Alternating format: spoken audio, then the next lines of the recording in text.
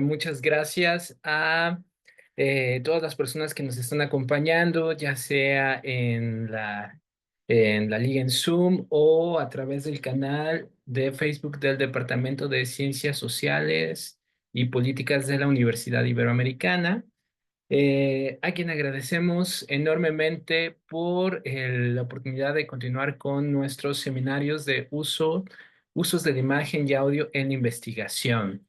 Y bueno, el día de hoy vamos a tener una presentación distinta de las que habíamos tenido anteriormente.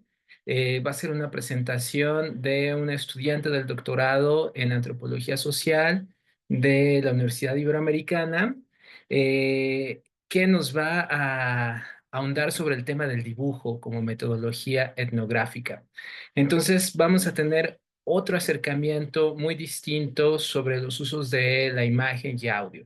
Y ha sido he visto que con algunas personas que hemos estado compartiendo el cartel de la presentación del día de hoy, el tema del dibujo ha estado como presente. Algunos me han preguntado como, oye, qué interesante este acercamiento. Y en verdad creo que así lo es, ver como una imagen, un uso de la imagen distinto del que habíamos estado viendo en las sesiones pasadas. Entonces, el día de hoy vamos a escuchar a Mariana Vibriesca, que, como lo decía anteriormente, es estudiante del doctorado en antropología social. Tengo aquí unas líneas que voy a leerle. Mariana es egresada de la Universidad de las Américas Puebla, es maestra por la Universidad Iberoamericana y, como comentaba, actualmente es doctorante del mismo posgrado en la Ibero. Es ganadora del PACMIC 2020 y desde la licenciatura ha trabajado en la localidad de Santiago Jalitzintla, en Puebla. Eh, Ha estudiado la relación entre los habitantes y el volcán, enfatizando el papel de las infancias como actores sociales dentro de la comunidad. Sus líneas de investigación son cambio climático, riesgo e infancias. Y su ponencia se titula Etnografía colores, el dibujo como metodología etnográfica. Creo que sí lo dije bien. Pero bueno, muchísimas gracias. Cedo la palabra a Mariana. Adelante, por favor. Muchísimas gracias a todos por venir.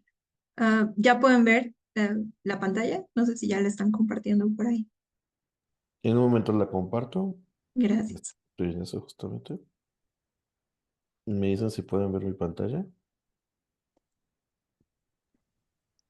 Sí, Sí, sí sí se se ve. ve.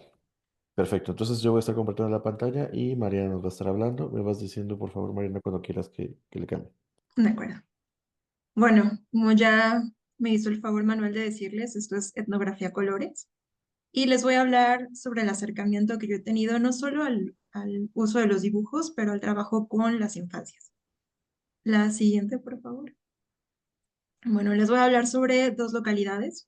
Una de ellas es Santiago Xalitzintla, que es parte de San Nicolás de los Ranchos, Puebla, y la otra que es Santa María Tecuanulco.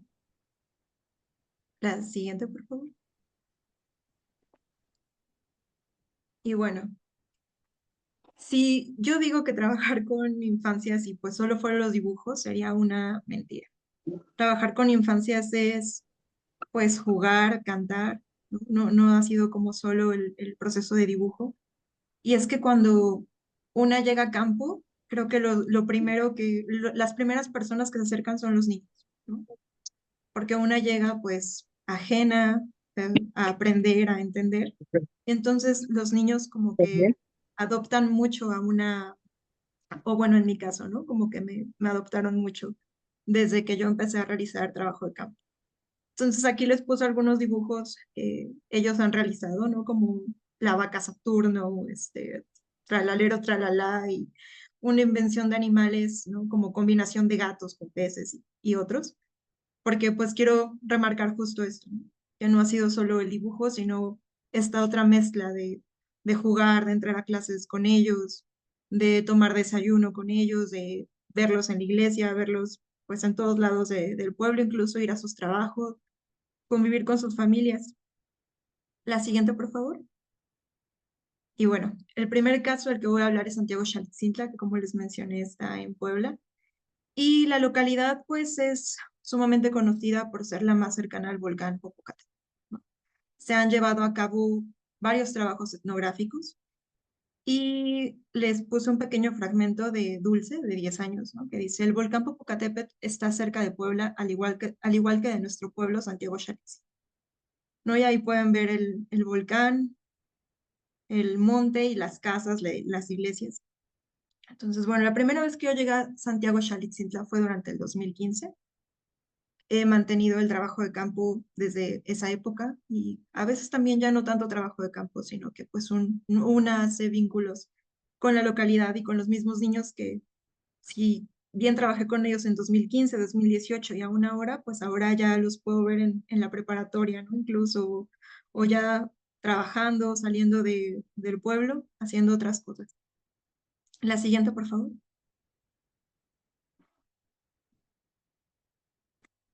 Y bueno, yo me acerqué para comprender cómo era la relación de los niños con el volcán Popocatépetl y con la volcana Iztaccíhuatl. Pero empezaron a surgir otras cosas, ¿no? Yo pedí permiso para poder acceder a la escuela, llevé una carta, hablé con los profesores, con el director en ese momento, y ellos me dieron acceso, ¿no? Yo entraba con los niños y al inicio me llamaban maestra. Y eso pues también como que ponía cierta jerarquía, ¿no? ¿Qué estaba haciendo yo? Si yo estaba calificando los dibujos, si tenían que ser en cierta forma, a color, a lápiz, ¿cómo?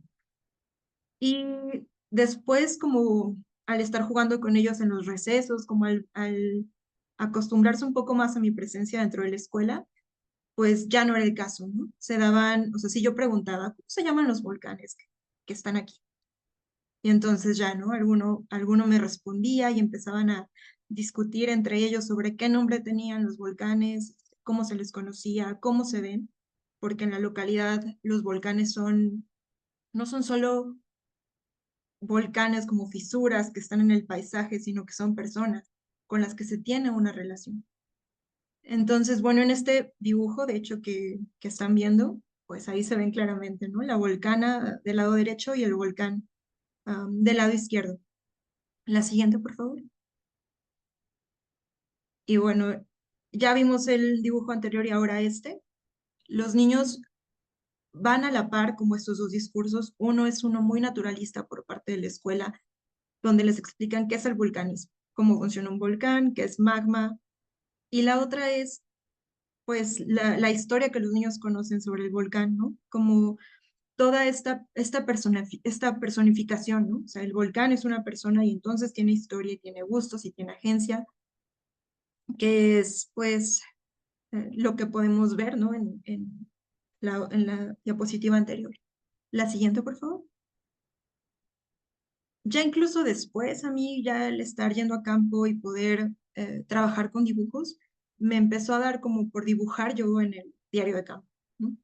Si dibujaba cómo se acomodaban las sillas cuando yo estaba con los niños, o si íbamos caminando y me mostraban un punto en específico y me contaban qué pasaba por ahí, entonces empecé también a dibujar un poco, que también me resultó a mí muy bien dentro de mi trabajo. Aquí les puse un fragmento porque he trabajado con niños que pues van desde primero de primaria a sexto año. Entonces son de 7 años más o menos a 11.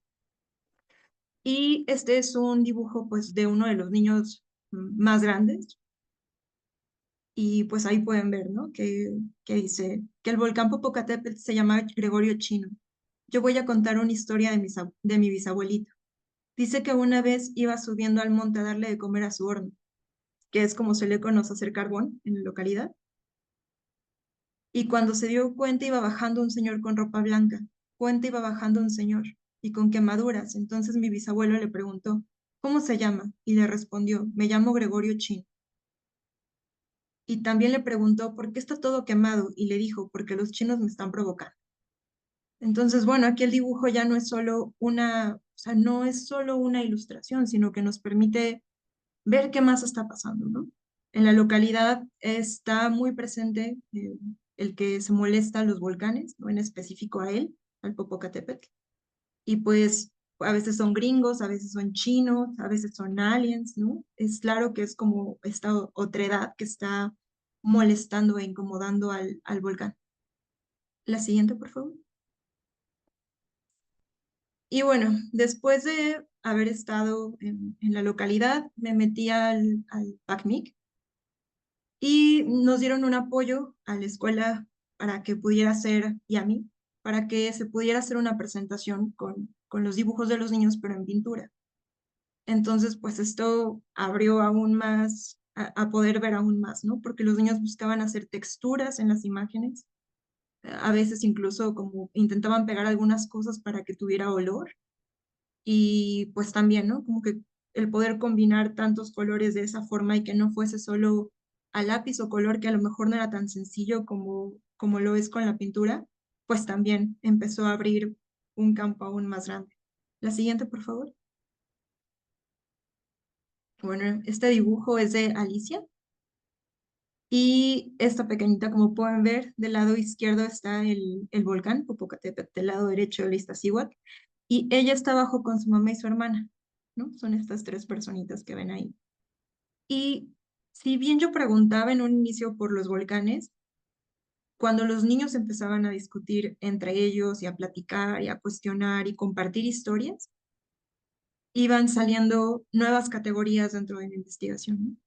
Ya empezaban a hablar sobre su familia, qué hacían, si iban a trabajar, en qué trabajaban, qué parte del volcán recorrían, si iban al monte, si iban al campo, porque hay una distinción en Santiago respecto a esto, o si tenían árboles frutales en la milpa o no tenían, ¿no? Yo empezaba como a escuchar toda esta otra información, ¿no? Que quizá habría pasado desapercibida y que ahora pues aparecía en estos dibujos, ¿no? Que se hacía clara. La siguiente, por favor. Bueno, aquí hay un montón de dibujos que se estaban secando. Y después de que los niños empezaron a hacer los dibujos, yo empecé a tomar categorías de los mismos dibujos y de lo mismo que escuchaba entre los niños. Si bien una era el riesgo, ¿cuál era el riesgo en Santiago? ¿Realmente era que el volcán pudiera hacer erupción? ¿O qué era? Y entonces empecé a hablar con niños más grandes, con los hermanos incluso de secundaria, bachiller, empecé a acudir a las casas de los niños, ¿no? A la iglesia. Y comencé a entender que pues el riesgo en Xalitzintla no es el que el volcán pueda hacer erupción, sino es romper ese vínculo que ellos tienen con el volcán, el no poder subir, el que molesten al volcán, el que haya ajenos a la localidad. Y entonces, pues el riesgo toma otro sentido completamente diferente a lo que yo conocía, ¿no? Pero también la infancia. Creo que a veces solemos pues romantizar un poco, ¿no? Como pensar en estas ideas de inocencia, ¿no? Como que la infancia es como muy pura y pues tendemos como a volver como decir esto es demasiado inocente, esto no pasa, ¿no? O sea, como que podemos quitarle agencia, sobre todo, quitarle voz. Y pues cuando empecé a trabajar con los niños me di cuenta de esto, ¿no? La antropología ha sido sumamente adultocéntrica, se ha centrado mucho en la adultez y eso se ve, ¿no? En los trabajos con niños son pocos, los trabajos con infancias. La siguiente, por favor. Y bueno, aquí hay uno de mis dibujos favoritos, de mis pinturas favoritas, que es el volcán en un episodio eruptivo. Y porque además aquí pues yo preguntaba, ¿no? Pero ¿qué pasa cuando el volcán está así? Cuando lanza fumarolas, cuando está lanzando lava, cuando tiene estos episodios de incandescencia. Y ellos decían, bueno, es que puede estar enojado, pero también puede estar muy feliz, ¿no? La interpretación, la lectura del volcán es impresionante. Va desde olores a sonidos, a el color que tiene la incandescencia, todo, o sea, es una lectura, es una comprensión impresionante sobre el volcán. La siguiente, por favor. Y aquí hay otro, ¿no? De alguien molestando al volcán, haciendo que que tenga actividad anormal. La siguiente, por favor. Y bueno, entre esas pláticas sobre los volcanes surgió el tema del aire, ¿no? En una ocasión. Decían, bueno, es que si vas a esta parte del volcán, te da aire. Yo preguntaba, bueno, ¿qué es el aire? Y había veces que los niños me decían, ay, ¿cómo no vas a saber? ¿No? ¿Cómo no vas a saber qué es el aire? Y yo, no tengo idea. Y entonces ellos comenzaban a mostrarme, ¿no? El aire, aquí podemos ver la imagen del lado derecho, es cuando tú vas a un lugar y un muerto se te enreda. Y yo decía, bueno, ¿cómo se enreda? ¿Cómo sabemos que ahí hay un muerto, no? Entonces los niños me explicaban que es cuando uno acude a lugares peligrosos normalmente y el aire se enreda, ¿no? Aquí podemos ver como el- la parte de arriba, ¿no? El fantasma, o en la parte de abajo, del lado izquierdo, que también está ahí, ¿no? Y cómo hay como esas, como ese airecito llegando a la niña que está sentada en la silla. Y yo decía, bueno, ¿y cómo te curas del aire? Ya, ¿no? Empezaba a salir la ruda, ¿no? El conocimiento de las plantas para curarse del mal aire, el, la limpia con el huevo. Y también esto me dejaba ver, pues, no toda la infancia es justo como homogénea, ¿no? No todos van a pensar lo mismo. Hay unos niños que decían, no, es que el aire no es una enfermedad. Y otros que me decían, sí, sí, sí es una enfermedad porque te puede sacar ronchas, hace que tengas sueño, te da fiebre, te sientes mal, lloras mucho, ¿no? Había toda, o sea, ellos sacaban una lista pues, de síntomas que podía dar por el aire. La siguiente, por favor.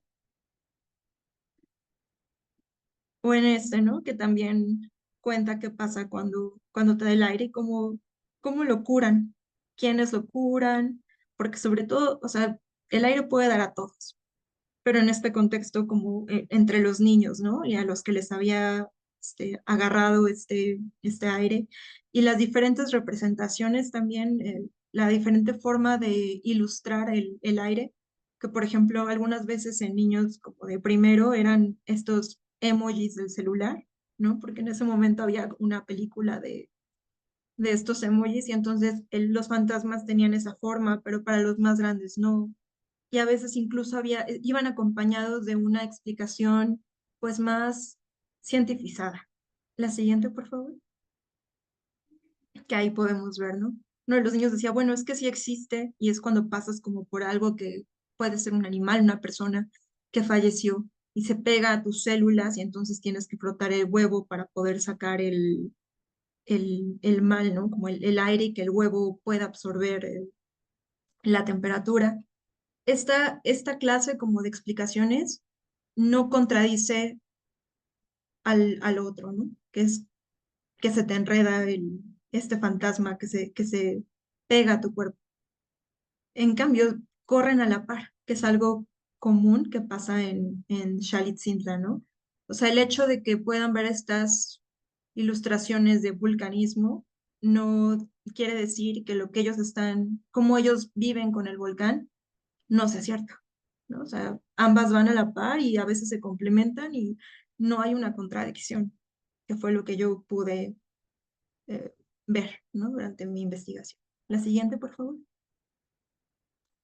Y bueno, la siguiente es de Santa María Tecuanulco. En Santa María Tecuanulco llegué en el 2022, igual parte de una materia de campo de la Ibero con el doctor Robichaud y también con el doctor Jorge Martínez. Y a mí me tocó quedarme en Santa María Tecuanulco. Entonces igual yo me acerqué a la escuela primaria. Ahí fue creo que un poco más complicado porque pues los papás no me conocían, los niños no me conocían tanto como me habían visto en otros lados en Xalitzintla. Y pues en este dibujo no sé si se alcanza a distinguir muy bien, pero los niños incluso encuentran como los puntos donde no deben de pasar, no está tan recomendable. Ellos también, por ejemplo, porque te puede agarrar un mal aire o porque conocen la historia de una señora que está por ahí o porque hay duendes por los manantiales, ¿no? Tienen completamente mapeada su localidad. La siguiente, por favor. La siguiente, por favor.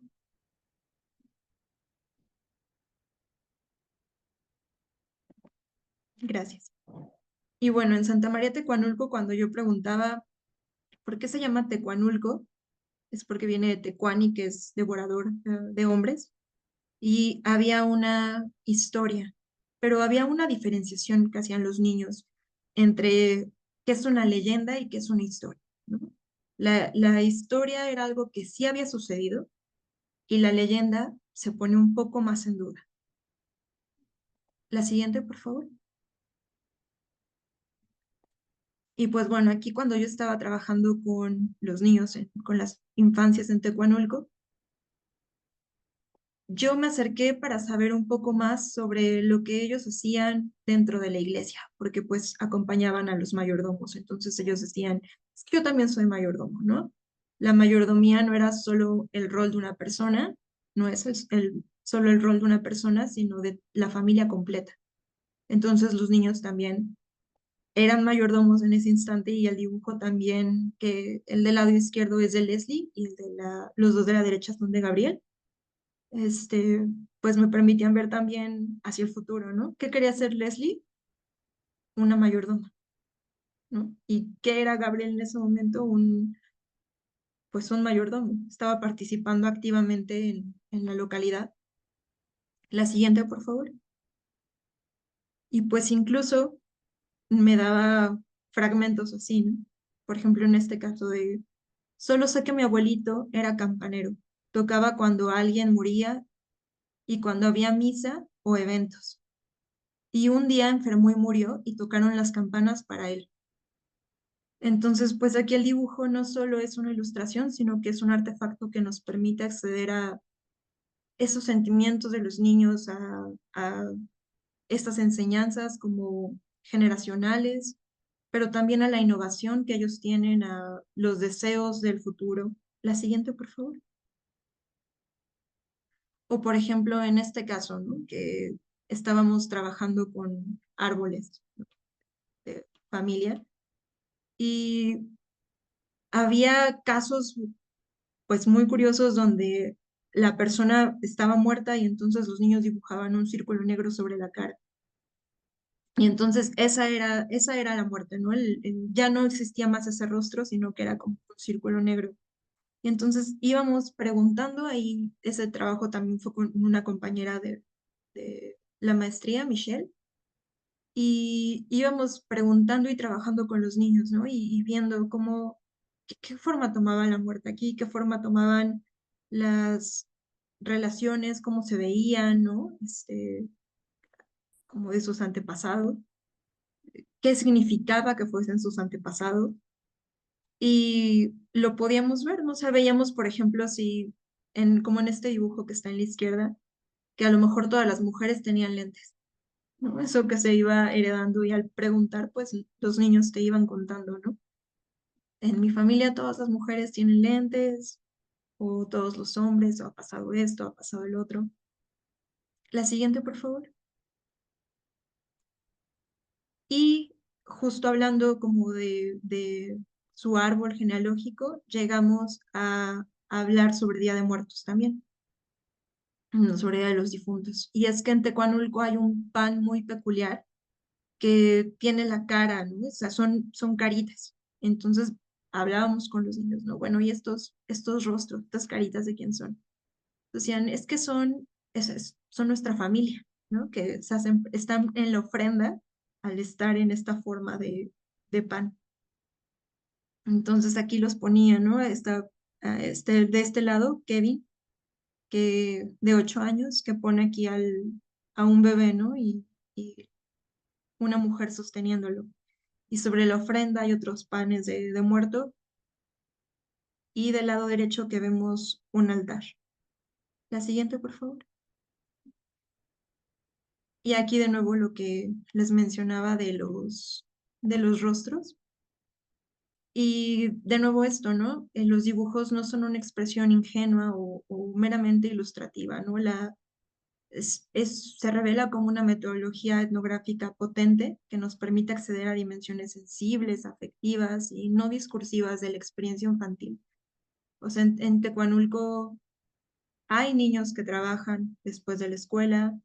Eso nos permitía saber cómo trabajaban, qué pensaban del trabajo, ¿no? Y cómo lo veían. cómo lo viven. Y cuando yo presenté mi tesis de maestría, alguien me hizo una pregunta, ¿no? Bueno, ¿y qué tiene de diferente trabajar entonces con niños o adultos? ¿No? Si estás diciendo que, pues sí, sí, son agentes, ¿no? No pasivos dentro de su localidad, pero vemos justo o sea, cómo van creciendo, cómo van agregando cosas, por ejemplo, las mayordomías, los altares, cómo nada es estático. Y bueno, en los contextos de Santiago Xalitzintla y Santa María, pues los trazos, los dibujos no son solo paisajes, ¿no? Y escenas cotidianas, también nos muestran memorias, como en el caso de las campanas que sonaron por el abuelito que había fallecido, muchas veces denuncias, ¿no? También me ha tocado que en campo, pues sí, las infancias también dicen, sufro de bullying, me está pasando esto en casa, y eso también es difícil a veces como investigador, ¿no? A veces te encuentras con algunas cosas difíciles y pues también podemos ver los vínculos con lo no humano, ¿no? Como proyecciones del futuro, y pues estos dibujos actúan como dispositivos de agencia, ¿no? O sea, donde las infancias pues tampoco son solo objetos de estudio, no, no lo son, sino que son sujetos que interpelan críticamente los marcos adultocéntricos y las lógicas, y nos muestran las propias. Entonces, al incorporar estas producciones gráficas en lo etnográfico, nos enfrentamos a desafíos éticos y narrativos, ¿no? Cómo, cómo se pueden meter estos dibujos en nuestra etnografía. Y pues yo los invito a hacer una apuesta por la etnografía experimental, ¿no? Con los dibujos, pero también con la infancia. O sea, reconocer la potencia creativa de la infancia, reconocer el lenguaje propio, los sentires de los infantes y cómo puede eso enriquecer nuestro trabajo. Les quisiera hacer unas recomendaciones. A mí me ayudó mucho leer a Valentina Glockner. Creo que es como mi antropóloga favorita para, para esto. Um, Rosana Podestá Siri también es hizo mucho aporte a la antropología con infancias. Y pues quisiera saber si tienen alguna pregunta.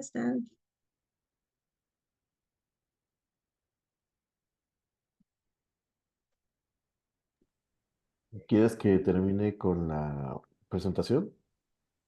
Por favor.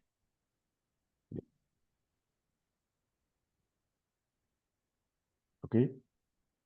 Me parece que Edith Castañeda tiene una pregunta. Adelante, Edith, si gustas prender tu micrófono. Sí, Perdón, te hola, dejo Manuel. hola, buenas tardes. Bueno, pues Buenas tardes. primero felicitarte por lo que nos compartiste. Y yo tengo una inquietud respecto a mm, cómo le podemos hacer para pues dar una interpretación de estos dibujos, pero sin caer en interpretaciones psicologistas. O sea, o si nos puedes recomendar algún tipo de bibliografía que nos hagan como entender, ¿no? Lo que nos quieren expresar estas infancias, pero sin caer en ese tipo de interpretaciones, ¿no? Y de visiones. Gracias.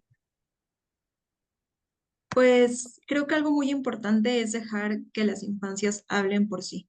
No llegar al campo como con ya las categorías preestablecidas, como que ya tener todo, voy a ver esto y esto, ¿no? O sea, a lo mejor la primera vez que yo llegué a Santiago pensé que un volcán sí era una fisura que estaba ahí en el paisaje, ¿no? Pero ya después vi que no, un volcán no era solamente eso, ¿no?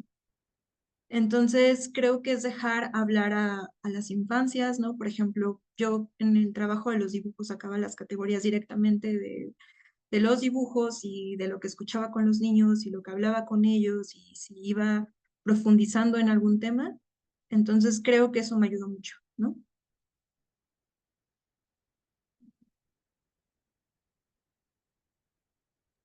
Eh, tiene la mano levantada también Rebeca. Rebeca, adelante. Sí. Hola, hola, buenas tardes a todos. Mariana, muchas felicidades. A mí pues sí trabajo con infancias indígenas.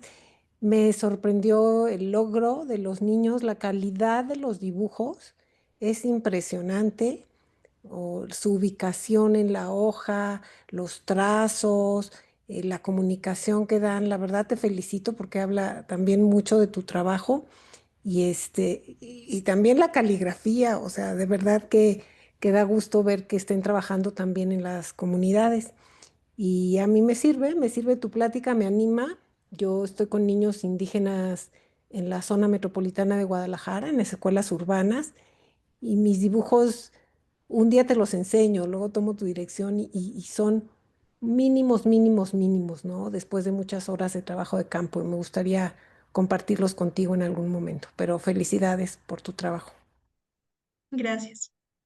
Es importante también lo que mencionaba en un inicio, ¿no? No son solo como los dibujos, sino pues es volverse uno mismo un niño, ¿no? O sea, ir a esos espacios, jugar, escuchar, tomar en serio lo que están diciendo y pues sí darse el tiempo de poder conocerlos. También tiene la mano levantada RDB. Adelante. Hola, hola, mi querido, ¿cómo estamos? Hola, Jorge Negroe. Mano, ¿cómo vas? Bueno, un placer verles por acá. Gracias, Mariana, por la presentación. Aquí en el foro hay dos estudiantes que están conmigo haciendo su tesis y,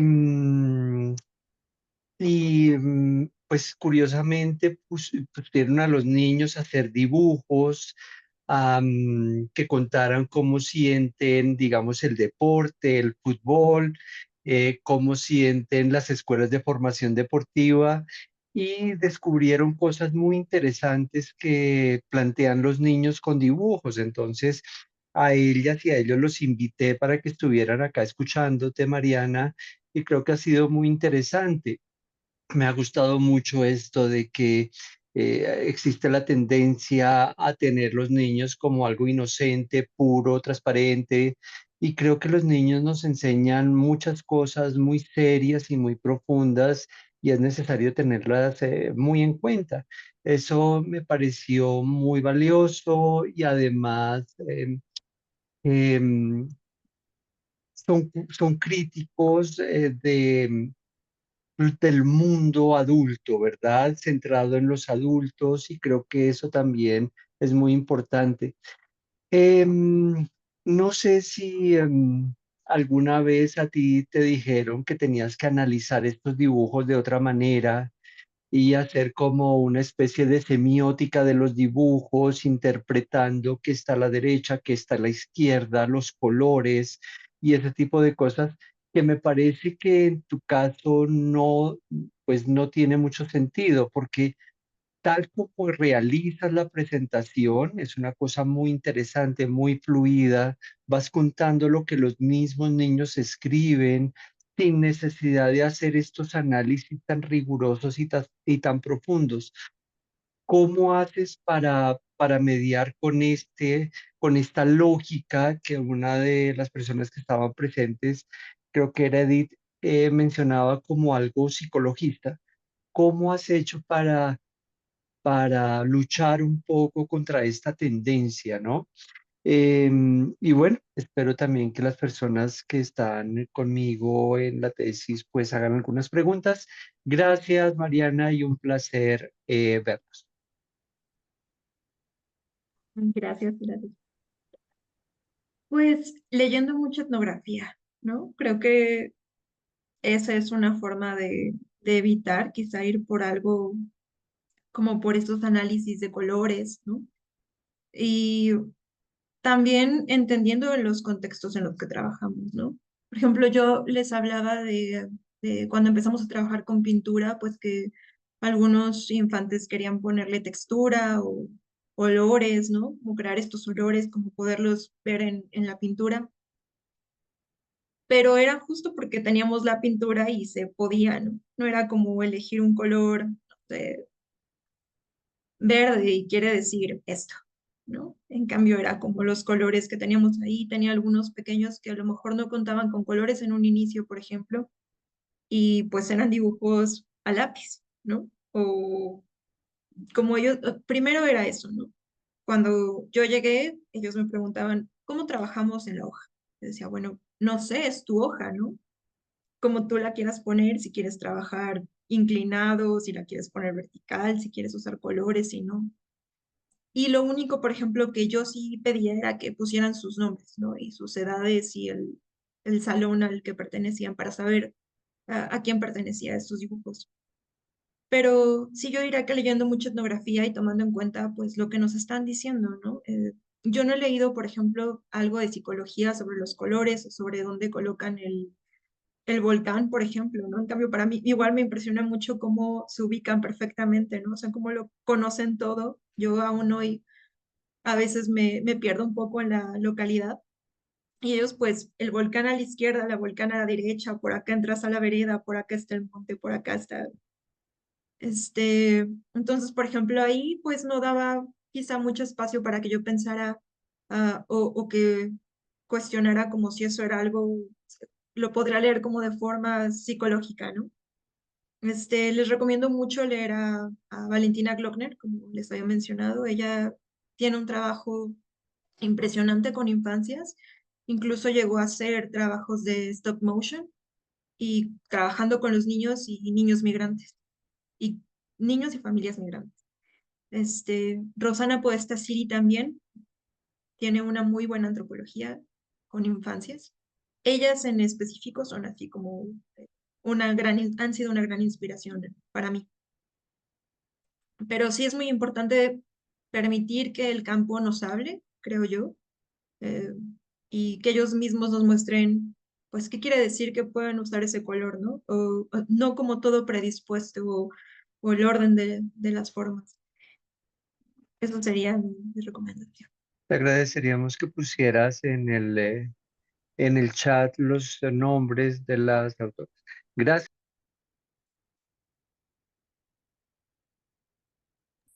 También está Jorge Maldonado en en la lista para hacer preguntas. Adelante, Jorge. Muchas gracias. Buenas tardes. Una felicitación, Mariana, por el trabajo.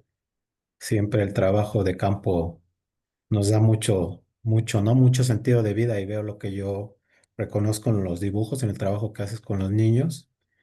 Y pues solo reconocer que sí estás tomando un método muy viable, ¿no? Para hablar de la antropología del territorio.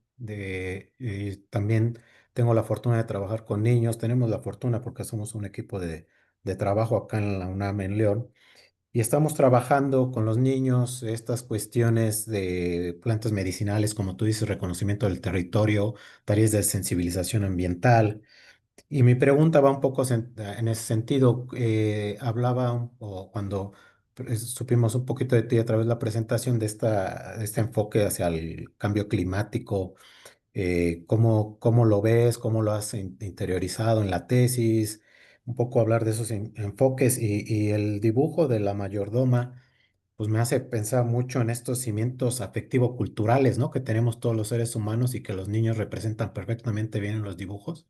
Bueno, te lo dice un psicólogo, ¿verdad? Que luego se formó una antropología social. Entonces, sí es bastante certera la idea que han comentado todos y que tú has dicho, ¿no? Y es muy respetable la psicología, ¿no? Y las pruebas proyectivas y por qué decir que el árbol, ¿no? Hombre árbol, el macover y todo eso.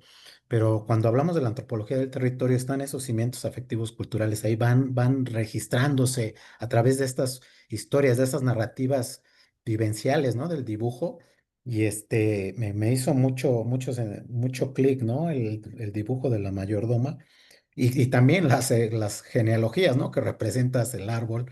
Y la pregunta sería, tu aproximación hacia el cambio climático? ¿Cómo estas herramientas están ahí? Y también, pues, eh, hay referentes, hay otros colegas que lo están haciendo y si quieres luego acá a través del chat te lo pongo. O hay una investigadora que está en la Universidad de Viena, se llama Greca Meloni, y está trabajando esto justamente en aproximación con las otras especies, con las abejas, los niños, cómo dibujan, qué sienten de estos recursos naturales, de estos legados de vida, de esta multiespecie, ¿no? Que también dejaste ver ahí cómo es la relación con el ambiente, ¿no? Con la naturaleza. Y es lo primero que expresan los niños en el dibujo, ¿no? Su territorio, su sentir y quién está junto de ellos. Entonces, eso lo aplaudo y claro que es un gran trabajo, ¿no? El que viene por delante, ¿no? Porque muchos, como te podrían decir, pues ¿desde dónde lo vas a interpretar? ¿No? Un dibujo, ¿no? No, es la realidad y a partir de eso habla el territorio, ¿no? Hablan los sentir, los pensares y el afecto cultural, ¿no? Los cimientos afectivo-culturales. Muchas gracias y felicidades. Muchas gracias, Jorge. Espero que nos invites al trabajo con infancias, suena muy, muy bien. Pues mira, yo como les mencionaba, al estar en la escuela, porque también he dibujado con los niños fuera y dentro de la escuela, ¿no? Y dentro de la escuela, pues corre a la par todo esas enseñanzas sumamente naturalistas. Entonces, por ejemplo, yo llegué a preguntar con los de sexto año, ¿y ustedes saben qué es el cambio climático? Sí, lo vimos en clase de la maestra tal, ¿no? O sea, vimos esto, vimos el otro, viene esta mención en nuestro libro. Y entonces, justo al dejarlos a ellos, no solo yo como preguntando, sino escuchando lo que ellos empezaban a platicar entre ellos, pues podía ver, ¿no? Es que desaparecen algunas plantas o desaparecen algunos hongos o desaparecen algunos animales. Y entonces ellos decían, sí, pero es que se guarda debajo de la tierra y espera, ¿no? O sea, espera salir cuando las condiciones estén mejor. Entonces, por ejemplo, eso me pareció muy interesante, ¿no? Entonces no se pierde para siempre, ¿no? Yo preguntaba, ¿no desaparece para siempre? No, solo se queda guardado en la tierra para cuando sea buen momento de salir. Ya sea bueno, ¿y cuándo es buen momento de salir? Cuando llueva. Era una respuesta, por ejemplo, cuando no haya tanto sol, cuando no caiga tanta arena del volcán, ¿no? Por ejemplo, en ese lado. Y entonces ahí era otra clase de acercamiento, ¿no? A estos como síntomas del cambio climático. O, por ejemplo, cuando yo llegué a Xalitzintla, hacía mucho frío y ahora yo lo siento más caliente, ¿no?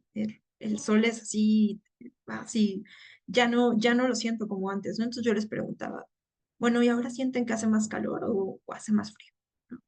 Y entonces yo nada más como que daba una preguntita y luego me concentraba en escuchar, en ir viendo.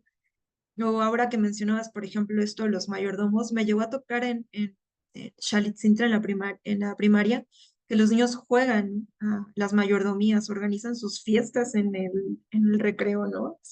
Como los mayordomos, lo que se hace en la iglesia, hasta bodas, ¿no? Y pues yo andaba ahí también jugando con ellos y no sé, cantaban algunas canciones, ¿no? O platicaban de problemas que también, justo como mencionaba, ¿no? Hay una autora que me gusta que se llama Ana Romero, que escribe para jóvenes, y ella dice, bueno, es que la niñez es, es una niñez minada, ¿no? Ella dice que recuerda cómo era de niña, que todo el tiempo tenía preocupaciones, ¿no? De si se ensuciaba la ropa, si tenía comida, si un señor podía jalarla en la esquina, si no llevaba la tarea, se olvidaba la cartulina. Decía, bueno, yo no recuerdo esa niñez como tan pacífica, tan inocente, no, yo estaba preocupada por estas otras cosas. Y algo que yo he podido ver en campo es justo esta niñez minada, ¿no?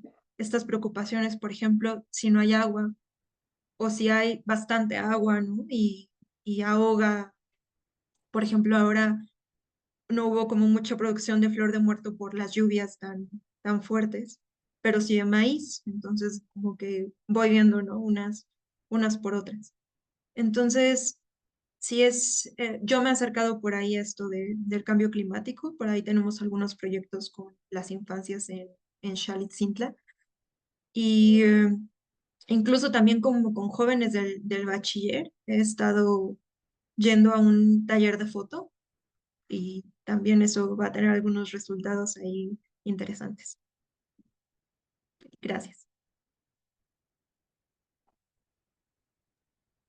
¿Alguien más quisiera comentar algo? señalar algunas dudas que tengan. Arturo Ramírez, adelante. Hola, ¿qué tal? Me sumo, como todos, primero a las felicitaciones. Trabajo bien padre, bien interesante. Y y me gustaría hacer dos comentarios, a ver si ellos. Entonces, el primero va en referencia como que, digamos, metodológicamente, como el dibujo se vuelve, digamos, un artilugio metodológico de los niños. Es decir, no tanto de nosotros como investigadores, sino que de ellos surge y cómo de alguna manera ellos, otra metodológica que podemos seguir o no nosotros como investigadores, ¿no? Y en este caso creo pues atinadamente muy decir es seguirlo, ¿no? Y a partir muy distinta del ejercicio de la investigación. Y el sentido, como los dibujos se vuelven también una, o pregunto si vamos a estar así, el dibujo es una coproducción, en la que, digamos, se puede llevar a cabo, sí por los niños, sí a través de su sentir, de su pensar, pero también a partir de tu intervención con ellos. Entonces, el dibujo se vuelve una cuestión tanto tuya, de la investigación, como ellos, ciencia de vida y demás.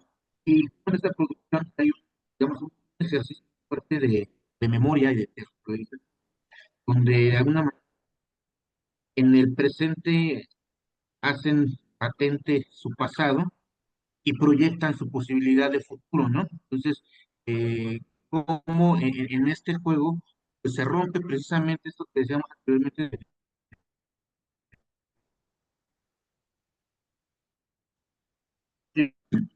o la interpretación psicológica del dibujo. Con estos elementos creo que podemos ir más allá de cuestiones individuales y mirar la cuestión de lo social, lo cultural y demás. Bueno, y la otra, creo que también ejercicio psicológico que logras trata de algo que a mí en particular me interesa mucho, que es la cuestión de cómo la vida escolar y la vida comunitaria rebasan las, digamos, fronteras que normalmente tenemos trazadas de forma institucional entre lo que es lo escolar y lo que se debería de ver en la escuela y lo que debería de pasar en la escuela y lo que pasa en lo comunitario. Entonces, cómo se rompen esas fronteras y se dan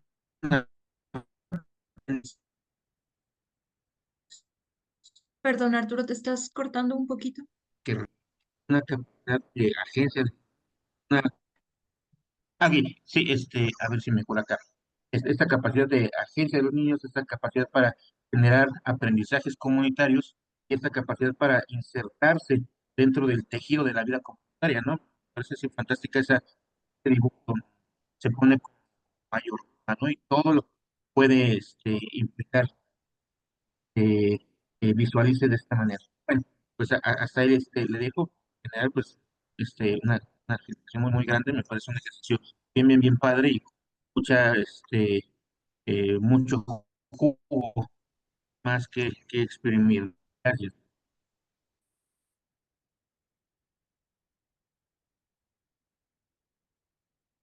Sí, muchas gracias por tus comentarios.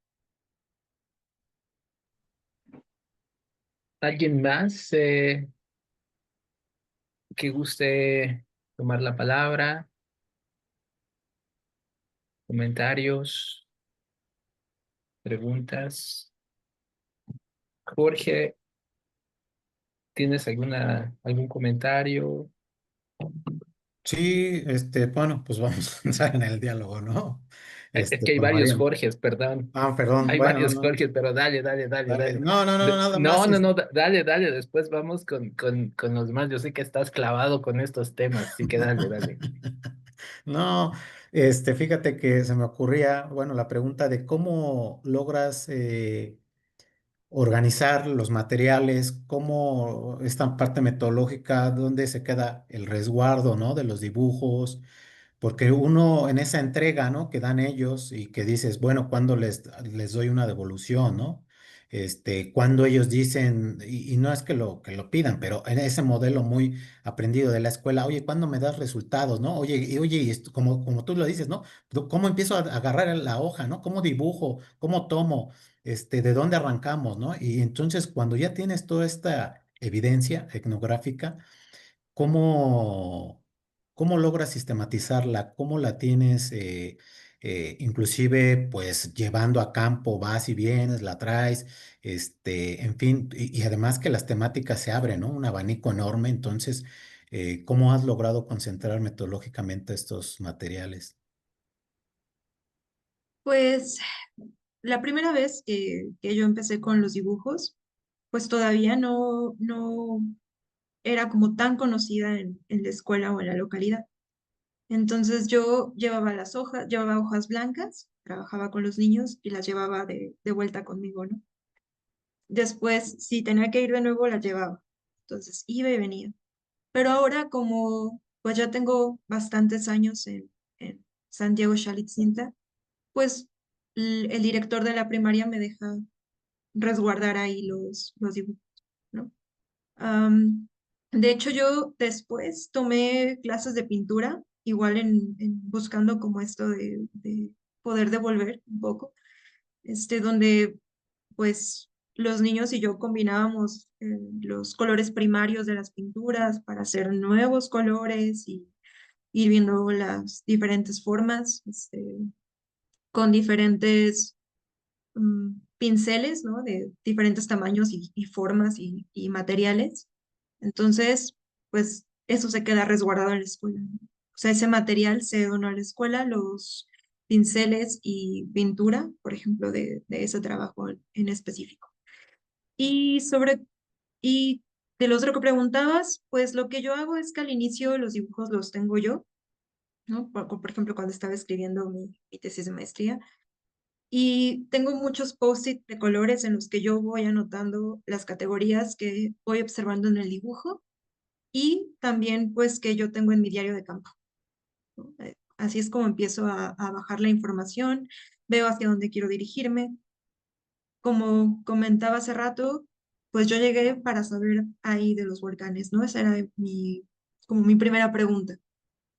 Pero después surgieron otras cosas, ¿no? Como lo que mencionaba del aire y los lugares donde se pega el aire y cómo se cura, y eso me llevó pues a ver este conocimiento de plantas, en donde se daba, ir a recorrer otros lugares de la comunidad. Entonces, pues esas eran otras categorías que yo no tenía en un inicio pues en mente, ¿no? O que yo no había considerado y que fueron surgiendo poco a poco. Am, y algo que he aprendido mucho es que pues sí, el campo te va hablando y te va diciendo para dónde te quieres dirigir, ¿no? Por ejemplo, a lo mejor yo pensaba, quiero saber en específico sobre esto, pero al escuchar a los niños y sus preocupaciones y lo que importaba para ellos o importa en este momento, entonces es como yo empezaba a dirigirme, ¿no? Si ellos me estaban dirigiendo a otro lado, ¿por qué? ¿No? ¿Por qué querían hablar de esto? ¿Por qué tenía importancia? Y me faltaba comentar hace rato que mencionaban lo de los deportes, ¿no? Incluso, o sea, hay veces que hay discusiones de a qué equipo de fútbol le va el Volcán, ¿no? Que se pondrá la del Puebla o no, o al Cruz Azul o a cuál. Entonces ahí se van agregando otras, ¿no? A lo mejor yo no tenía esa, pero el fútbol tenía importancia para un grupo de niños de quinto, y entonces me iban llevando también hacia allá, ¿no? Porque era importante, qué querían, porque ellos querían jugar, y eso me iba llevando a otros lados. Lauro, adelante.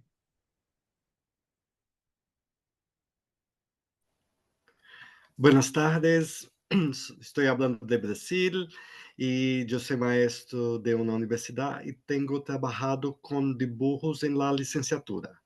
Entonces yo pido a mis alumnos para hacer un dibujo de la universidad y generalmente el empiezo de la asignatura y el fin de la asignatura. e como eles percebem a universidade. E é muito interessante, porque a única instrução é dibuje a universidade, né? E depois, na parte de trás da hoja, tienes que colocar algumas questões. Lo que me gostaria permanecer na universidade e o que me gostaria de retirar, sacar da universidade. E o trabalho com os dibujos amplia a consciência para uma série de questões de permanência, as dificuldades, porque muitas vezes é um trabalho muito, como dizemos aqui em Brasil, truncado, não desenvolve, as assinaturas se quedam muitas vezes com os alunos solamente fazendo reclamos, e eu tenho percebido que quando hacen uma atividade com dibujos, muitas coisas aparecem nos dibujos, o sentido de eles vão se conscientizando, tomando consciência e falando de eles. Então, eu percebo que é uma possibilidade muito interessante de trabalho. Gracias. La verdad que sí es muy interesante, Laura. Muchas gracias por tus comentarios. Fíjate que he pensado en ir a trabajar quizá con chicos un poco más grandes, como de secundaria, y ver cómo es que ellos dibujarían quizá, ¿no? Porque pues es diferente, si cambia de primero a sexto a tercero, supongo que también habría un gran cambio hacia secundaria, bachiller o universidades. Entonces es muy interesante ver qué sucede con eso. Yo tenía incluso algunos chicos en sexto año, quinto, que ya no querían dibujar, ¿no? Me decían, no, es que ya no tengo tantas ganas de dibujar, mejor te escribo. Yo decía, bueno, ok, escribe, ¿no? Y ahí también salió como algo interesante porque incluso se unieron y algunos hacían como canciones o me hacían como fragmentos, ¿no? En las hojas y me decían, bueno, es que no tenemos ganas de dibujar.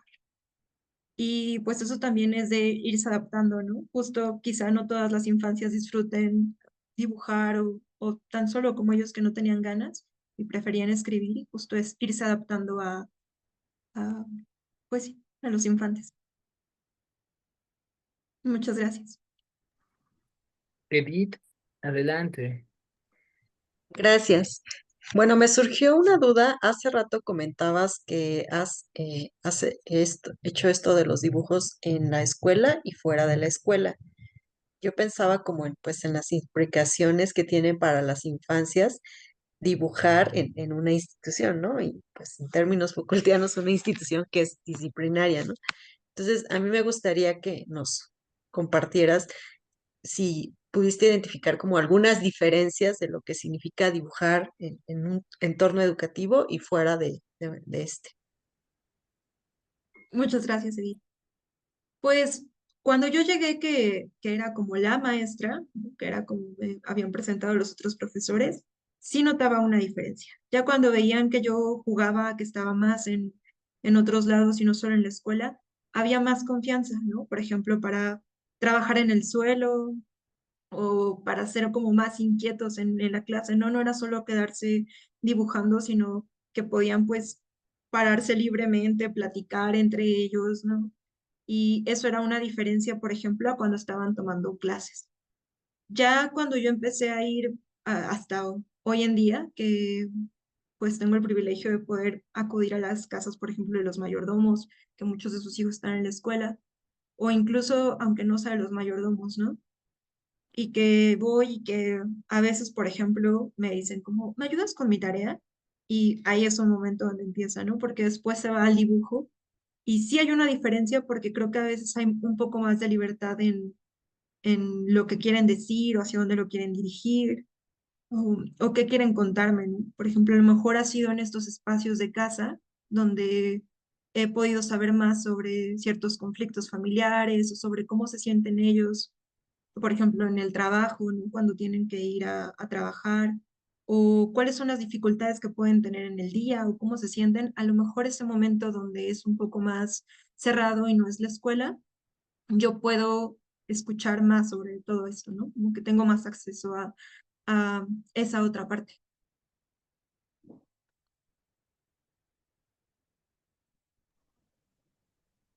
Ahora sí, Jorge Negroe, ¿quieres comentar algo? Sí, claro. Pues muchas felicidades, Mariana. Otra vertiente y variante de los usos de la imagen en la investigación y sobre todo entender la voz de tus colaboradores, ¿no? Sin importar la edad que tienen. Yo quería preguntarte, ahorita hablábamos y dábamos vueltas a la idea del dibujo en la infancia y de la institución y de cuando los niños ya no quieren dibujar, ¿no? Me decías que los niños más grandes ya no quieren dibujar. Entonces yo me preguntaba, bueno, ¿y no será porque a lo mejor asocian tal vez el dibujo con niños pequeños, como con infancia? Ellos dicen, nosotros ya ya somos adolescentes o ya somos grandes, ¿no? Por como se dicen ellos mismos o bueno, quiero creer que se dicen así ellos mismos, tus colaboradores específicos, pero como esa idea, ¿no? Y por eso están como buscando otras formas pues de expresarlo, ¿no? Como con canciones, etcétera, ¿no? Y tal vez fotografías, no lo sé. En mi caso, yo no he tenido tanta cercanía con el dibujo etnográfico y es muy interesante cómo va saliendo estas diferentes interpretaciones que ellos hacen, ¿no? Cómo ven al volcán, la idea de los aires, del Día de Muertos, ¿no? Cómo lo representan y cómo a partir de esos dibujos ellos mismos te explican, ¿no? La genealogía. Te puede ayudar también en muchas ocasiones como tratar de entender qué es lo que está pasando en el pueblo y o en las familias, ¿no? En mi caso, por ejemplo, que quisiera compartir, durante la pandemia hice un poco de trabajo de campo en un poblado del estado de Puebla, de esta zona de los valles centrales, donde está una zona semiárida. Es un circuito de exhaciendas que ya no existen. Algunas ya están rentadas por empresas y existía un ferrocarril que las unía, que ya tampoco existe. Y algo interesante es que como fue justo en 2020, durante la pandemia, gracias a este tipo digamos, bueno, en este caso no fue un dibujo, fue más bien como un collage, me di cuenta que existía una liga clandestina de fútbol, mientras todos estaban como en esta idea de la pandemia, ¿no? Estaba prohibida la liga local de fútbol, etcétera, pero gracias a eso, lo voy a compartir nada más para que entiendan un poco, ay, perdón, un poco más a qué me refería. Esto. Ok, ¿lo ven? Aquí vemos como un cartel hecho con recortes, ¿no? Que tiene diferentes nombres de equipos. Lo interesante acá es la fecha, 14 de julio del 2020, que es el primer verano de la pandemia, que fue uno de los más complicados porque todavía había mucha incertidumbre de si cuánto más iba a durar la pandemia. Todavía se decía, no, va a durar poco, va a durar mucho, ¿no? En las zonas urbanas había como eh, muchos roces, digamos, ¿no? Pero otra cosa interesante es que hay un club aquí que se llama COVID-19. Dice aquí COVID-19 7 p.m. contra Toluca, ¿no? O sea, ya a pesar de que estaba prohibido y gracias a este cartel que vi pegado en una puerta del pueblo, me pude dar cuenta de esa liga que existía, ¿no? Entonces, bueno, mi punto a reflexionar más bien es cómo a partir de todos estos elementos gráficos, que en mi caso no son dibujos, puedes darte cuenta de lo que está pasando, ¿no? Ya gracias a eso me pude acercar a la liga, se puede hacer análisis semióticos súper interesantes de esto, pero yo sí hice un artículo porque me fui a meter a la liga, pero bueno, ese es otro tema de cómo todo esto nos va abriendo puertas y nos va llevando a otros lugares y nos va, pues, dando esas oportunidades de conectar cosas que tal vez ni siquiera habíamos tomado en cuenta e ingresar, ¿no? Digamos que a elementos y a lugares y a conceptos y a situaciones más profundas, ¿no? Es más bien como reflexionar desde ese punto de vista. Pues sí, justo ahora que mencionas eso, sí había como lo asociaban a que fuese como con niños más pequeños, ¿no? Ellos ya estaban más grandes. Pero también era porque me decían, ¿puedo poner uno que otro, ¿no? Que tenía teléfono por ahí de ellos? ¿Puedo poner música? Sí. Entonces, ese era otro acercamiento, ¿no? Como para poder adecuarme a ellos. Y está buenísimo eso que nos muestras del COVID-19, ¿no? Cuando yo llegué a Santa María Tecuanulco fue como en el 2022, creo, cuando por allá. Y justo, por ejemplo, algunos de los árboles genealógicos de las infancias, pues tenían cubrebocas, ¿no? Ya había unos donde no se mostraba por completo la cara o donde habían perdido pues a la mitad de su familia, ¿no? Pues por el COVID. Entonces sí, no, o sea, también me permitía como ver un poco eso, ¿no? ¿Qué había pasado como con el COVID? Como porque andaba presente por ahí, ¿no? En algunos dibujos, así como en el cartel. Gracias. ¿Alguien más? Carlo Franco.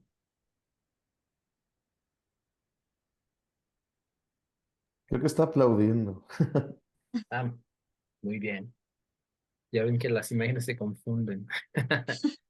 Em, oye, Mariana, yo aquí tengo unas notas. Me gustó muchísimo varias de las cosas que mencionaste, ¿no? Sobre esto del uso, lo que decías, em, que el discurso de la ciencia, por llamarlo de alguna forma, ¿no? No contrasta o no choca de cierta manera con la perspectiva local que hay, ¿no? Y creo que mucho de eso a veces se debe como a nuestras propias categorías que tenemos de la modernidad o de los cambios sociales, ¿no? Que consideramos que es como un borrar absolutamente todo, ¿no? Y que no hay como ciertas maneras tan complejas de entender los procesos de cambio, ¿no? Donde lo moderno puede estar inserto también con lo tradicional, ¿no? Y no significan una ruptura, ¿no? De las dos. Y prueba de ello es gran parte de los dibujos que muestras. Esto de la volcana y del volcán, las figuras, las agencias, los cuerpos, me gustó mucho. Y también me puse a pensar porque conozco la región de Texcoco, conozco muy bien la región de Texcoco, de Tehuanulco, pero también hizo pensar no sé si lograste tener igual imágenes sobre los cerros y la concepción de cómo es que los niños ilustran qué son los duendes, ¿no? Qué son para ellos estas entidades, ¿no? Porque pues algunos les llaman duendes, otros les llaman ahuaques, otros les llaman chaparritos, ¿no? Hay también toda una relación de agencia súper fuerte con los montes, con el agua, con los manantiales.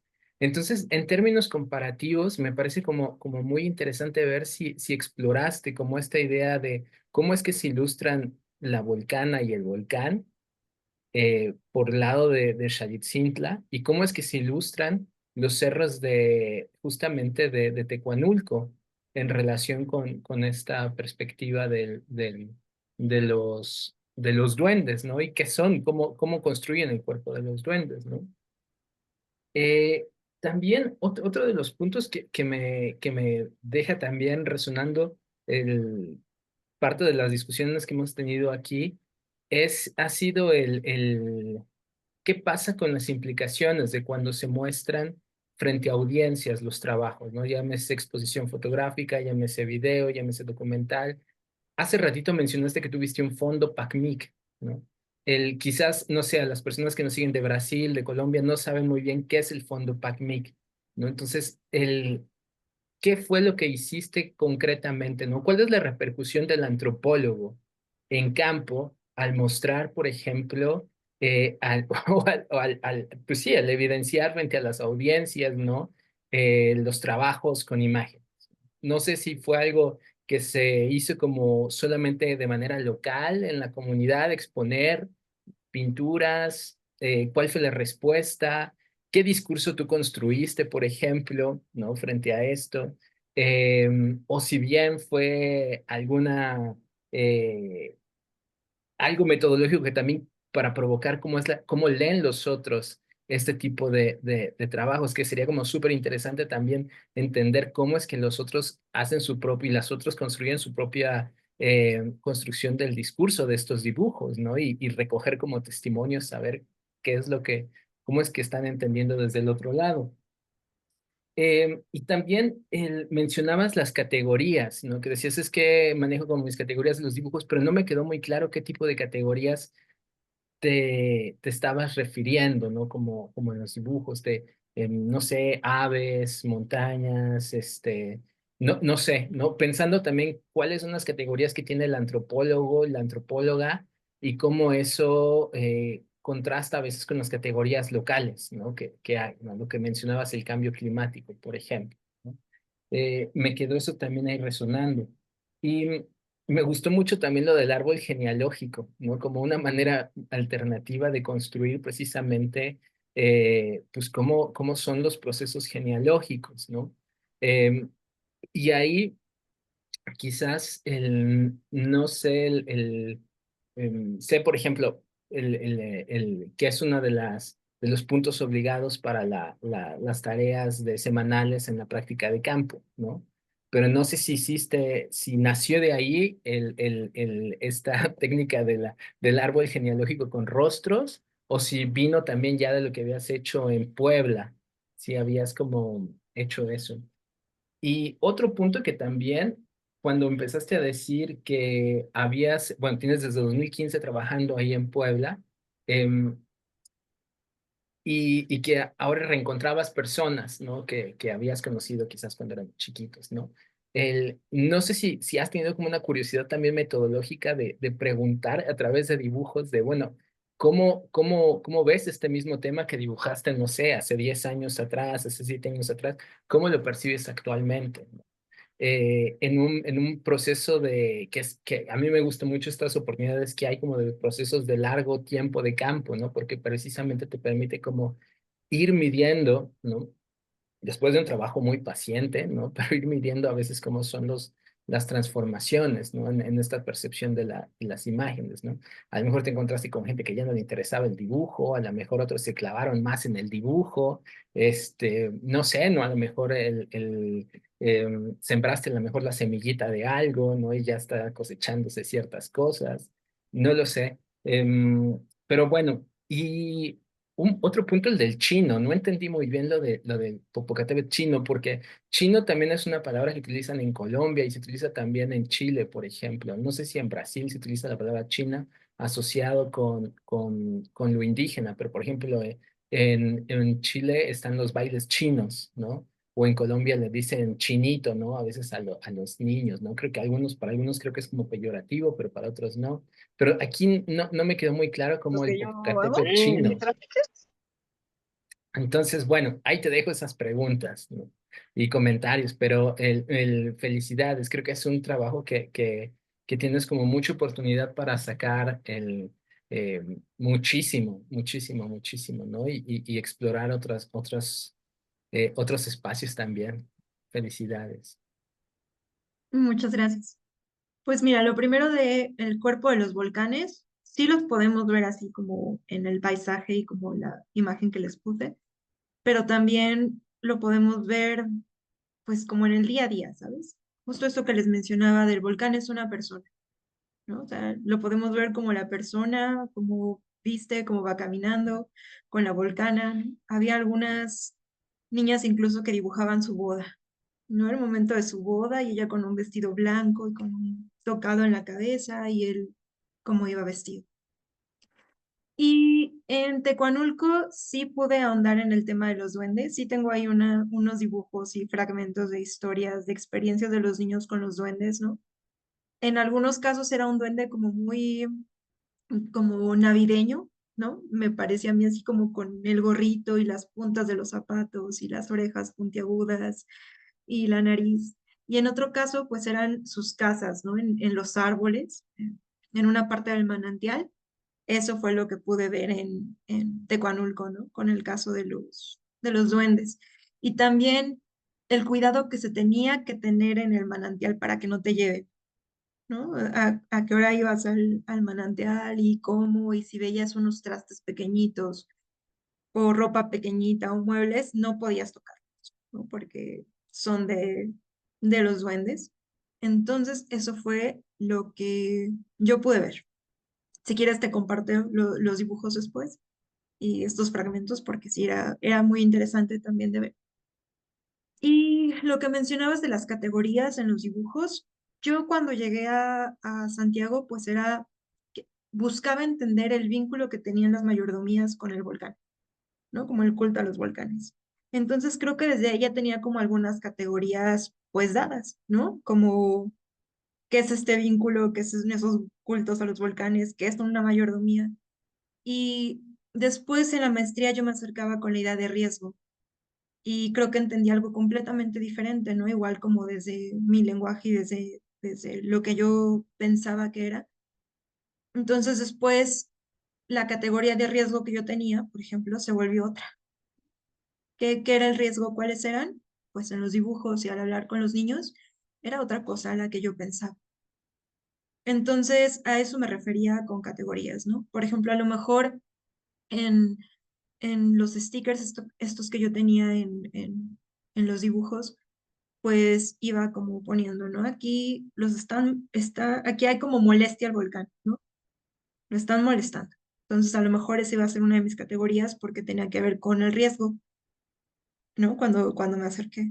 Entonces, de ahí ya iba viendo y acercándome y viendo otras, ¿no? Si mencionaban plantas y en dónde estaban, o si mencionaban qué era el camino. A eso me refería por categorías. Y lo que mencionabas de los árboles, justo fue una tarea que era pues ir a ver cómo estas construcciones de árboles, pero de los que tenemos los antropólogos, ¿no? Ya sabes, como triangulito, circulito, el tache. Entonces, pues yo me acerqué yo quería trabajar con los niños, ¿no? Me acerqué con ellos y entonces me surgió la idea de hacer esta cosa del árbol genealógico. Que de hecho, al hablar como sobre genealogía con ellos mismos eran como, ah, ya hemos hecho esto para alguna clase, ¿no? Entonces era algo con lo que ya estaban familiarizados y pues sí, así se fue dando, ¿no? Después yo también tuve que hacer el ejercicio, ¿no? Y como volverlo a este lenguaje antropológico del triángulo y el círculo y demás. Pero pues fue como muy fructífero el verlo desde los niños, ¿no?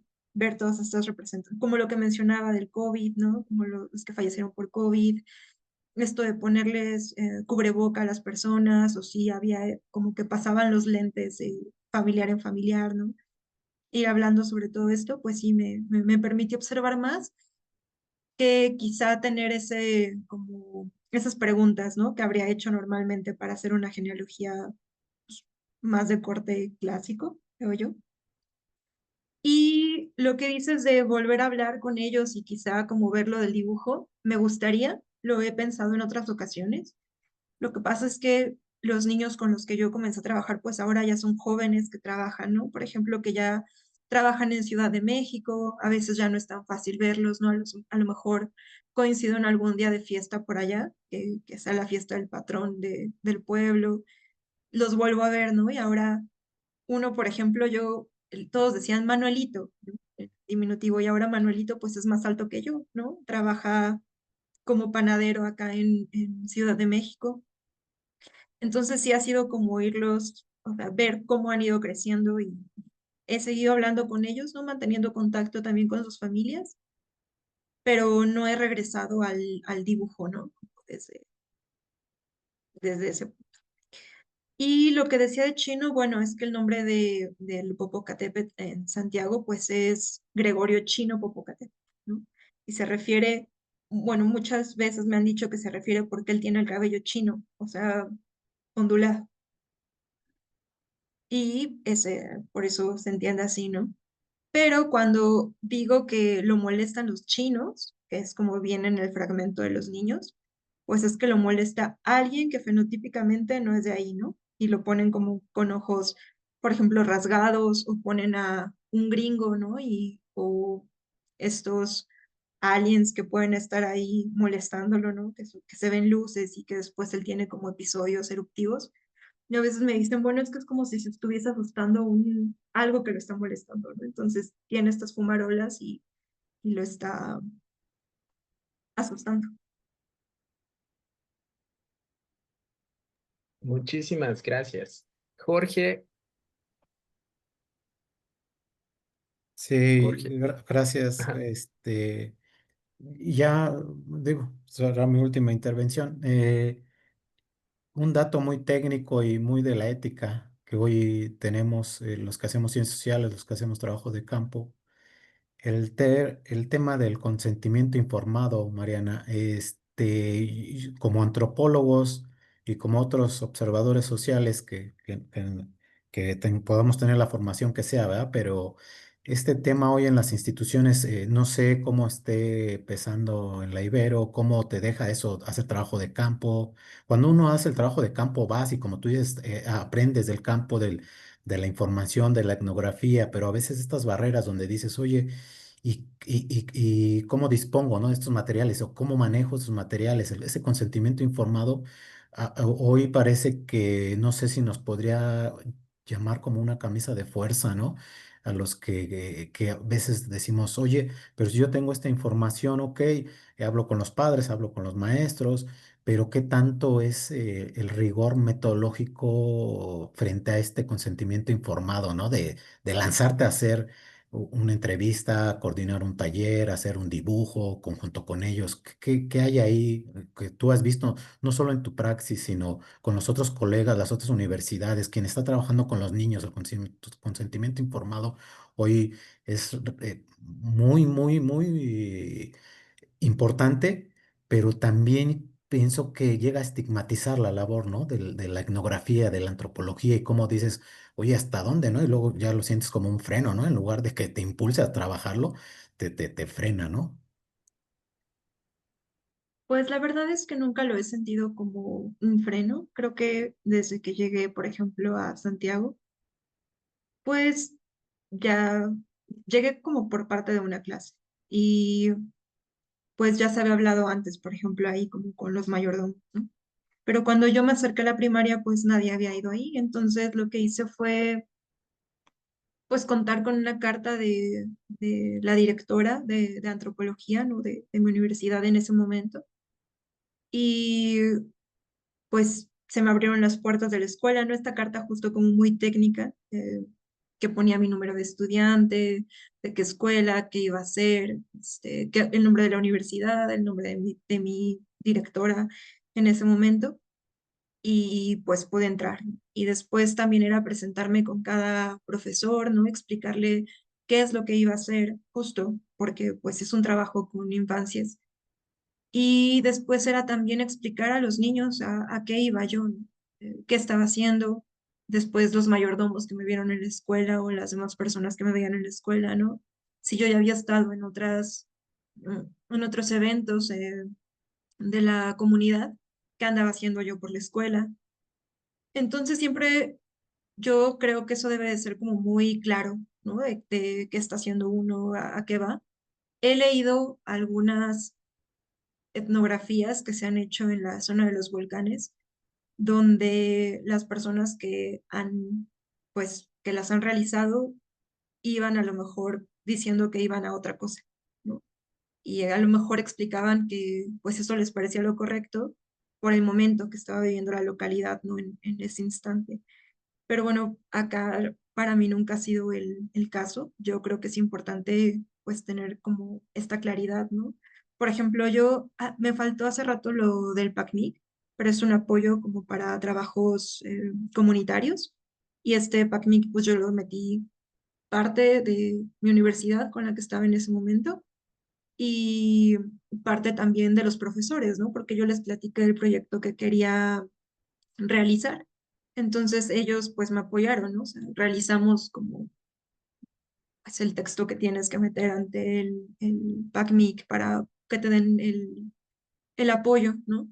Para lo que quieres hacer. Y de hecho se hizo un librito, ¿no? Al final, que está en la primaria en Santiago. Y pues sí, yo creo que es importante siempre ser claro y siempre tener cuidado, ¿no? Por ejemplo, yo para ese proyecto de PACMIC tenía que tener fotoevidencia de la pintura, ¿no? Siendo usada por los niños. Entonces, pues siempre tuve mucha precaución de no mostrar, por ejemplo, los rostros, porque yo iba a mandar estas fotos y pues no podía ponerlo así, ¿no? O por ejemplo, en el caso de los nombres, yo sé el nombre completo del alumno, ¿no? Pero no lo pongo, no lo puse tampoco como completo en mi etnografía ni aquí ahorita que se los presenté. Lo dejo solo como en el primer nombre, quizá al año que pertenece o a la edad que tiene, justo también como para cuidar, ¿no? Esa parte. Pero la verdad es que no lo he sentido como un freno. Eh, Creo que uno tiene que ser muy claro y como muy honesto con lo que está haciendo y con la información que está manejando.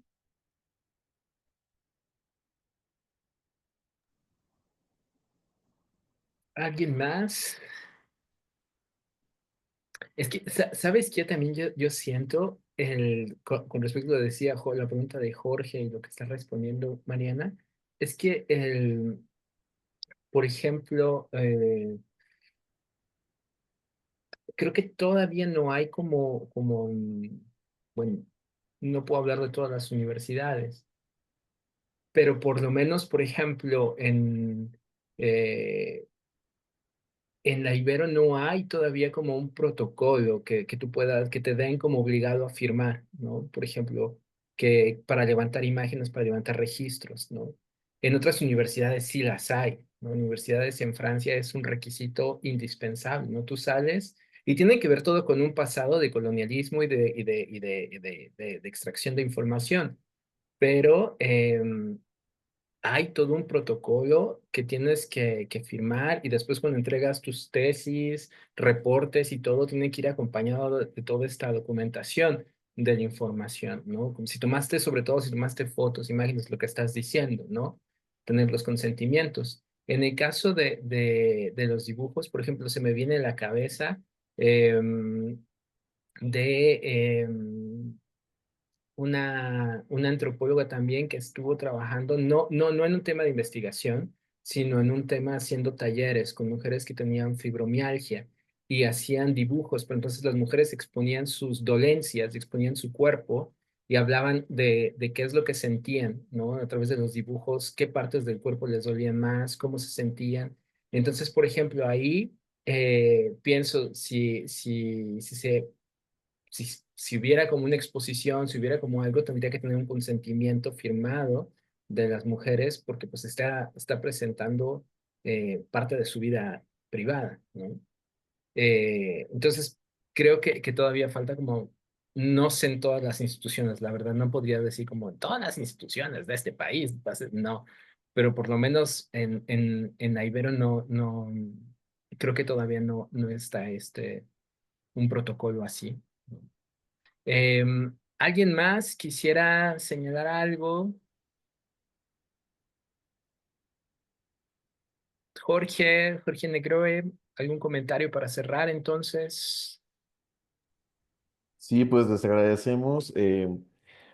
Tuviste muy buena convocatoria, Mar, y eso nos da mucho gusto. Gente nueva que se une al seminario, que conoce el trabajo que se hace acá. Al final, esto es solamente un canal de comunicación para expresar justo el contenido de las distintas investigaciones, un espacio para que hablen de las mismas, así como lo haces tú el día de hoy, Mariana, lo cual agradecemos mucho. Y pues invitar a la gente que está aquí, nos está viendo en la transmisión o está en esta sesión presente, a la próxima sesión que va a ser el miércoles siguiente, este, miércoles 22 de octubre de 5 a 7. Igual estaremos compartiendo el link de Zoom o lo pueden ver en la transmisión que haremos en el Facebook del Departamento de Ciencias Sociales y Políticas. En este caso nos va a acompañar el señor Click, bueno, Rafa Durán, que el señor Click es el nombre su nombre artístico, digamos, y nos va a hablar justamente de todo este asunto de cómo la construcción de la persona a partir de la imagen, ¿no? En el sentido de que él lo ha usado mucho la fotografía como una forma de protesta, ¿no? Y de apoyar movimientos sociales. También tiene un concepto, un festival que se llama, bueno, es uno de los creadores, se llama Encuentro Fotográfico México, que por cierto se va a realizar en el mes de noviembre en la ciudad de Cholula. Es gratis, por si quieren dar una vuelta. Hay exposiciones, talleres, etcétera, ya está por ahí el programa. Y también, pero bueno, ya nos hablará de eso más a fondo Rafa Durán. Entonces están invitados, pues pues a la próxima sesión. ¿Algo para cerrar? Mariana, ¿quisieras decir algo? Muchas gracias a todos los que vinieron hoy a escucharme y les dejé mi correo en el chat por si después quieren continuar charlando, tienen alguna duda o gustan que les comparta algún material. Bueno, pues agradecemos al Departamento de Ciencias Sociales y Políticas de la Ibero por el espacio, la oportunidad de seguir continuando con los esfuerzos de este seminario. Realmente para nosotros es un gran privilegio haberte escuchado hoy, Mariana. Nos dejas como con muchos elementos bastante positivos en cuanto a imaginar otras formas de utilizar la imagen en la investigación, ¿no? Em, Así que te agradecemos enormemente la presentación y felicidades otra vez por los trabajos que has tenido. Em, y pues los invitamos, como decía Jorge, para la siguiente sesión el próximo miércoles. Estén pendientes por la página de Facebook del departamento. Se va a subir también, para los que no pudieron escuchar la sesión, esta era el día de hoy, pues va a quedar ahí en la página del departamento para que la puedan ver o si gustan volverla a ver, adelante, ¿no? Y pues nos despedimos, nos vemos el próximo miércoles y gracias y saludos a todos y a todas. Gracias. Chao.